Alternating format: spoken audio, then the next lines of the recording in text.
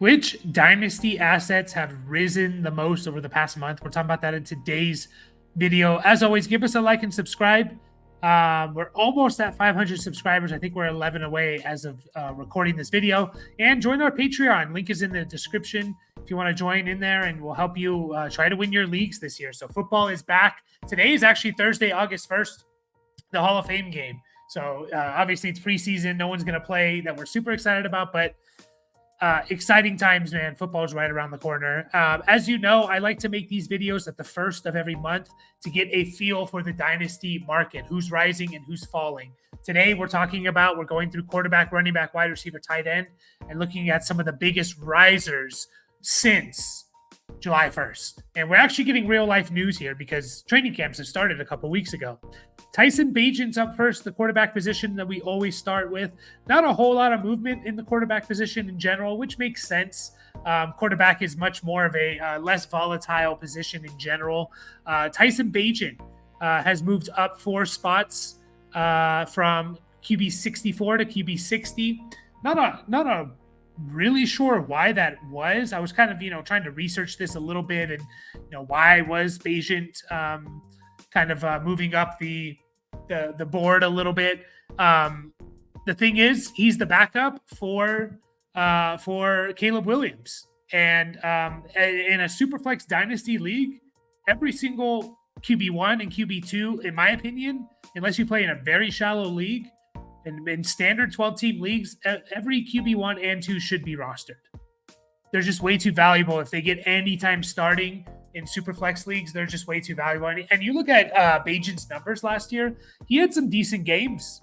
230 yards passing, 220 yards passing, 2 touchdowns. He had a game where he rushed for 70 yards. He could run a little bit. He comes in and takes over for Caleb Williams.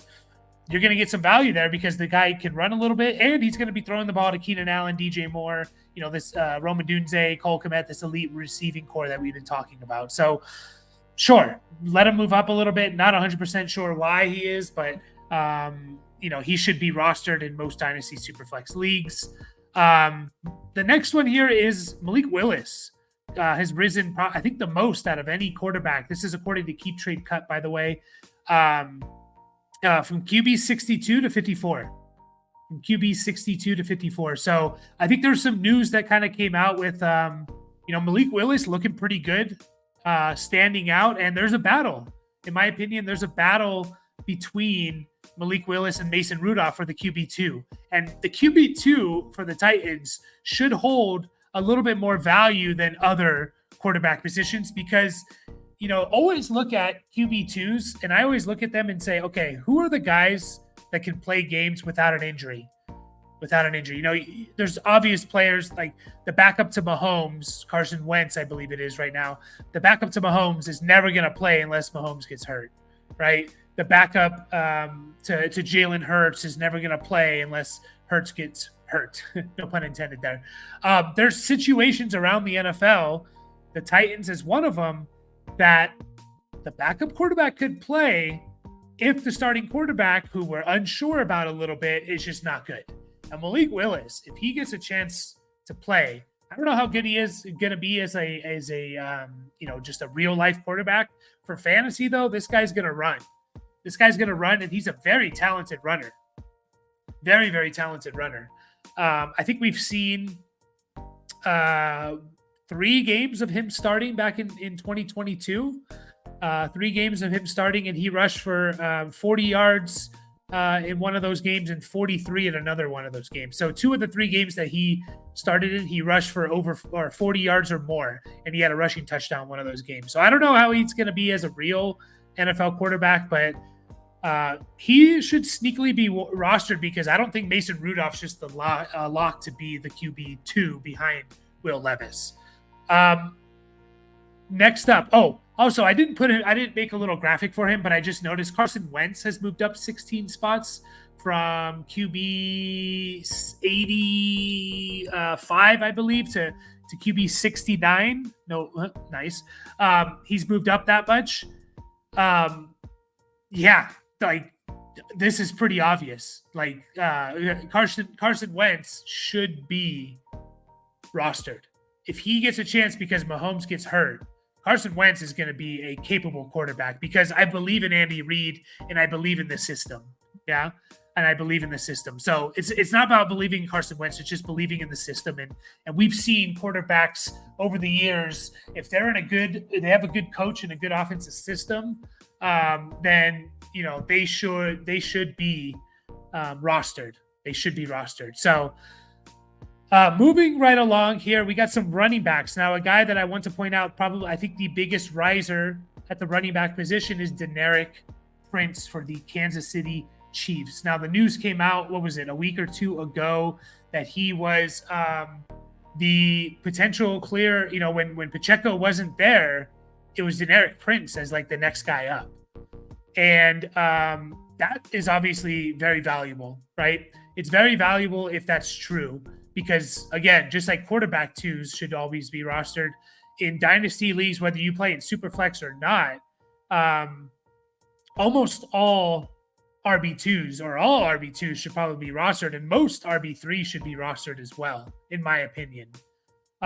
So Deneric Prince, if he's going to get that opportunity, here's what's interesting about him is he was on their practice squad all of last year. So he has basically a year in the system, learning the offense, and that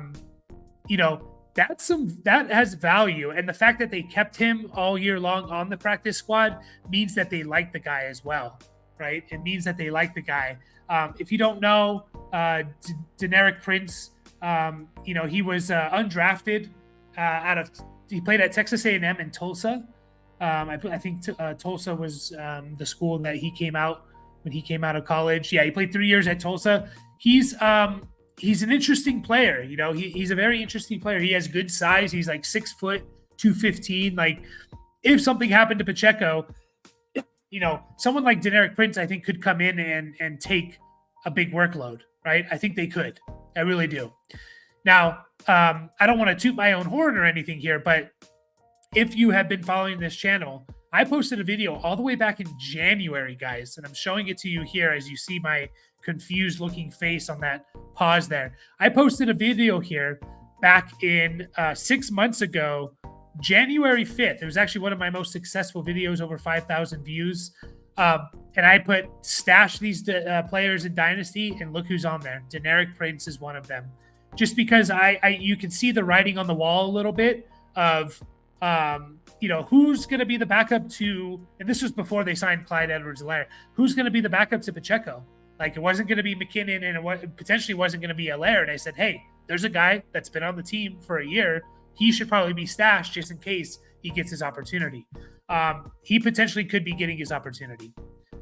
A.J. Dillon. A.J. Dillon has risen from RB76 to RB69. I was trying to find why is A.J. Dillon rising 7-8 spots in July, essentially. And it has to be the best shape of your life news that came out about him, right? It has to be. He put him on the list of the guys who say, I'm in the best shape of my life.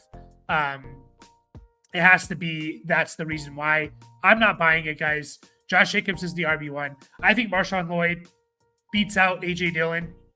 A.J. Dillon is only relevant if there's 1 or 2 injuries to the Green Bay Packers running back. So I'm not a big A.J. Dillon fan. I would potentially just cut him if I had someone better to pick up. Chuba Hubbard from 60 to 55. From 60 to 55. I think this comes off the news with Jonathan Brooks being put on the PUP. I think he's still on the PUP. I'm pretty sure. I think the last update I heard was like July 19th or something like that. That makes sense. I was kind of been telling people all offseason, like, hey, like Chuba Hubbard could be actually a decent asset for 4 weeks in September. Someone that you could flex in deeper dynasty leagues and kind of survive September with him. Your fantasy teams in general, that we're just our starting rosters change all the time, right? They change all the time. For that reason, we need to realize, like, hey, what I'm starting in September is not going to be what I'm starting in October. So if you get Chuba Hubbard, who kind of just, kind of puts a Band-Aid over your running back room for the first 4 weeks, then I would definitely be looking at that. So that makes sense. Cam Akers, I get it. He got signed, right? He got signed to the Texans, and so I get why he has risen. Look how much he's risen, 20 spots. I'm just not very excited about, Cam Akers with ACL and then an Achilles or something, two torn Achilles.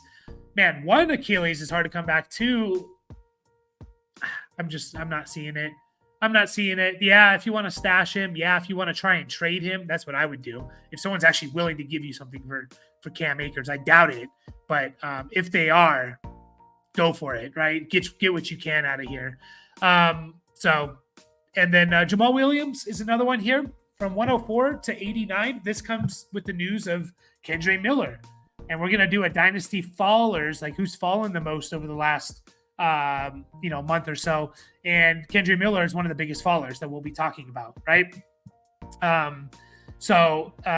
With that, it's basically we're looking at a situation where Jamaal Williams might be heading into the season with as the RB2. So I'm not too excited about Jamaal Williams. I'm only really excited about Kamara in that running back room. I don't really understand why they paid Jamaal Williams to only give him 100 touches or 100 carries. Didn't really make sense, but they paid him a decent amount of money and good for him. But it's like, why aren't you using the guy? But I'm not that excited about Jamaal Williams either. He's a 29-year-old running back who has never been super impressive. Yeah, there's value there if he's the RB2.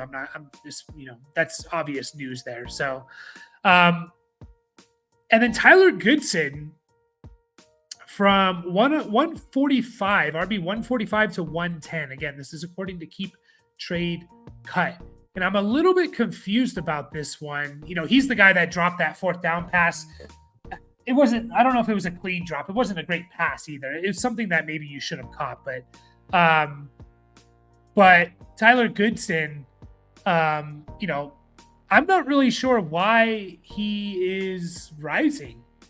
And if someone maybe could tell me why he is rising, I've been trying to kind of look for news for him. And I don't really find anything. Like, I understand there's some it's an ambiguous backfield, right? Some ambiguity there with the backfield in Indianapolis with, who's the true RB2, I guess, is the question, right? But for whatever reason, he's kind of risen that much. And that's a big jump. I mean, it's 35 spots, obviously, in the lower tiers and stuff. So, right now you look at the depth charts, it's JT, Trey Sermon, Evan Hall, and then Tyler Goodson. So maybe kickoff stuff. I don't really know why he's rising that much. If someone can tell me, please let me know.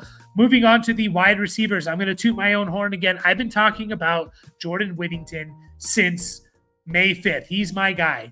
He is my guy. I've been talking about him since May 5th. I'm going to show you something again here. Jordan Whittington, I made a video back again on May 5th here. Another pretty successful video, over 1,700 views. Let me take off this real quick. And I said, who is the next Puka Nacua, right? And kind of some hyperbole there, right? For dramatic purposes. I put a bunch of guys these Dynasty deep stash rookies. And Jordan Whittington was on there, and he's been one of my guys. I love Jordan Whittington so much. I think he's going to be a sneaky good player for the Rams. And my viewpoint on him is, hey, who's the wide receiver 3 for the Rams? Most people are going to say, well, it's Demarcus Robinson. And I'd probably agree with you, especially in the beginning of the year, right? But Demarcus Robinson is like a 29-year-old who, he played with, good quarterbacks in his career, and he's never had more than, I think, 500 yards is his best year. 466 yards is his best year. And he played with Patrick Mahomes for 6 years. So, he had a great stretch last year to end the year. But I think there's room for someone to be the wide receiver 3 consistently for the Rams. And I think that could be Jordan Whittington, because this guy in the slot is amazing. He's risen from Keep Trade Cut 170 to 118. Stash this guy on your roster right now. He's already impressing in training camp, of course. Andrei Iosivas has moved up from 113 to 107. All I want to say here about Iosivas is I think we all kind of say like, oh, it's going to be obviously Ja'Marr Chase, T. Higgins, and then Jermaine Burton is going to be kind of the wide receiver 3 for this team. And yeah, that's probably true. But Iosivas has come out on the depth chart as the wide receiver 3. The dude is extremely, extremely talented, was just super raw. He played at Princeton, right? He played at Princeton. I believe it was Princeton. It was one of those Ivy League schools. I think it was Princeton. And the dude has like all the athletic ability to be awesome, right? He runs a low 4.4. He's 6'3", 205. His athletic profile is amazing. His 10-yard split is amazing. So good burst. There's room for him to have a decent season if they're going to look to him to kind of fill more of that, play on the outside. Maybe they move Ja'Marr Chase a little bit more in the slot in 3 wide receiver sets, and Iosivas is on the outside with T. Higgins. That's possible. It's definitely possible. There's some sneaky value here of like, well, maybe they just roll with the second-year guy over Jermaine Burton and say, hey, Jermaine Burton, you need to kind of earn your stripes type of thing. DJ Chark has gone up from 104 to 98. I'll say this about DJ Chark. If you play in best ball, I want DJ Chark. I want DJ Chark if I play in best ball, because he's going to have 2 or 3 games this year where he puts up, 3 catches for 100 yards and a touchdown.